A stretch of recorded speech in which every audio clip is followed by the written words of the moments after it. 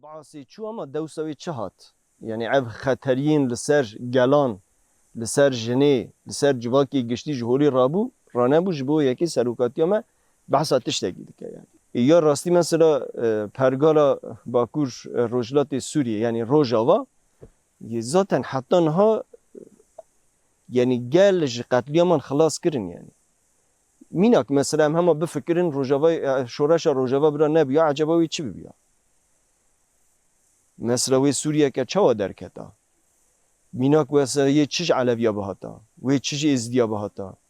و چیز سوریانا بهاتا مثلا باوی که یه چیز ارمنا بهاتا میناک ام دریج بکن ده دریج بکن نها ایریشی علویا دکن چونکی بی ریخستی دبینن نها ایریشی درزیا دکن چونکی هنکی بی ریخستی دبینن نها جبر چه تام نکارن ایریشی کردا بکن دیساجی دکن ده چونکی کرد هنکی ریخستن کرینه خودی پرگالن اثبات کرن اکو یعنی دکارن لبر خو بدن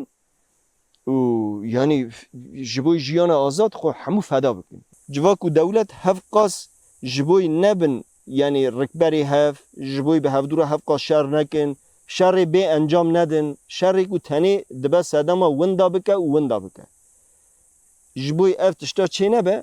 انتگراسیون اوه لحف کرنا دولت و جواکیه لحف کرنا دولت و جواکیه دولتی جی انتگری جواکی و کیجان معنی دا یعنی دولتی قبول بکه که اف جواکا خودی خصلت جدایه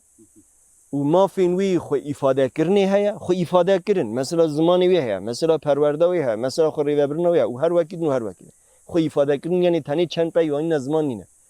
ما فین خوین خو ifade کرنی و خو ریخستن کرنی هیا اویا گره قبول بکه